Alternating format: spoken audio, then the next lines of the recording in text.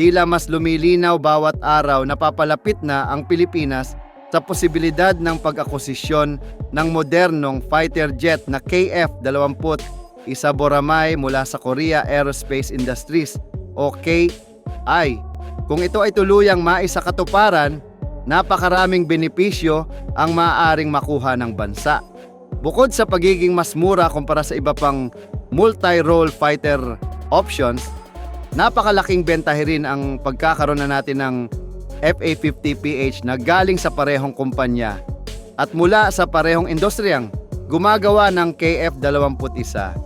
Dahil dito, magiging mas madali ang pag-integrate ng teknolohiya, pagsasanay ng mga piloto at pagpapanatili ng fleet dahil magkakapareho ang kultura ng maintenance, supply chain at hardware ecosystem.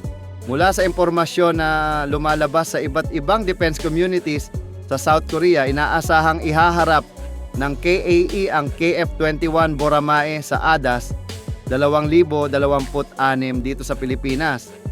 Ang ADAS o Asian Defense and Security Exhibition ay isa sa pinakamalaking defense events sa buong Asia at karaniwang ginaganap tuwing Setyembre o Oktubre kada 2 taon. Kung matutuloy ang pagdadala ng KF-21 sa Maynila, ito ang magiging unang pagpapakilala ng Boramae sa isang overseas exhibition.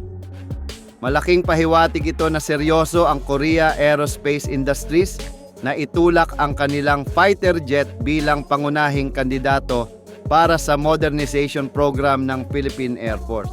Mas lalo pang lumalakas ang usapan dahil may ilang ulat na nagsasabing maaaring gawin ang pirmahan ng kontrata kasabay mismo ng ADAS 2026 kung magiging maayos ang takbo ng negosasyon. Kapag nangyari ito, ang Pilipinas ang magiging kauna-unahang bansa sa labas ng Korea na gagamit ng KF-21 Boramae. At ito ay magbibigay ng malaking kredibilidad hindi lamang sa PAF kundi pati sa KAI bilang gumagawa ng modernong fighter jet na maaring makipagsabayan sa pandaigdigang merkado. Sa kasalukuyan, nagpapatuloy pa rin ang kompetisyon sa pagitan ng tatlong pangunahing platform na pinag-aaralan para sa multi-role fighter jet acquisition program ng bansa. Ang KF-21 Boramae ay kailangang humarap sa hamon mula sa F-16 Block 70-72 Viper ng Lockheed Martin at sa JAS-39 Gripen EF ng Saab. Lahat ay may kanya-kanyang lakas ngunit nagiging mas agresibo ang KF-21 dahil sa kombinasyon ng modernong teknolohiya, mas mababang operating cost at natural na compatibility nito sa kasalukuyan ng ginagamit na FA-50 ng Pilipinas. Sa mga makabagong misyon tulad ng Maritime Patrol, Quick Intercept Operations at Air Defense Duties, malaking bagay para sa PAF ang pagkakaroon ng standardized ecosystem mula A-50 hanggang KF-21. Dagdag pa sa mga nangyayaring pag-unlad, inaprubahan na ng pamahalaan ng South Korea ang pagbuo ng sarili nilang air-to-air missile systems na idinisenyo para sa KF-21. Napakahalaga ng hakbang na ito dahil nagbibigay ito ng mas malawak na opsyon sa armas para sa mga magiging operator ng Boramae. Hindi lamang nito tinutulungan ang Korea na mapalakas ang sariling defense industry, binibigyan din nito ang mga posibleng buyer tulad ng Pilipinas ng mas flexible na missile choices na maaaring mas mura, mas accessible at hindi gaanong kontrolado ng mahigpit na export restrictions kumpara sa Western-made missiles. Sa konteksto ng Pilipinas, maaaring magkaroon ng malaking epekto ang availability ng mas abot-kayang armaments sa pagpapalakas ng ating air defense capabilities. Kapag tuluyang napili ang KF-21 Boramae, ito ay magsisilbing malaking hakbang para sa modernisasyon ng Philippine Air Force.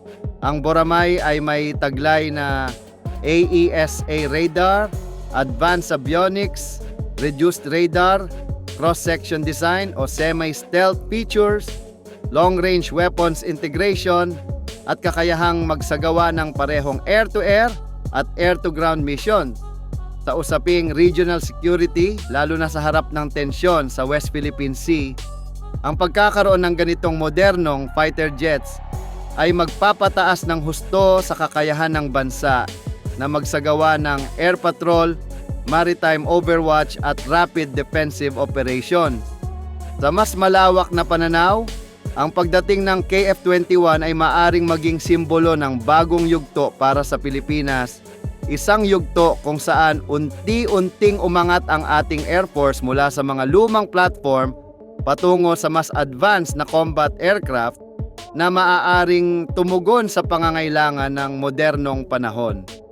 Habang patuloy na naghihintay ang publiko at defense observers sa magiging pinal na desisyon ng pamahalaan, tila mas nagiging malinaw na isa ang KF-21 sa pinakamalakas na kandidato. Kung mapipili ito, magmamarka ito ng bagong kabanata sa kasaysayan ng depensa ng Pilipinas at magbubukas ng mas malaking oportunidad para sa mas matatag na ugnayang depensa sa pagitan ng Pilipinas at South Korea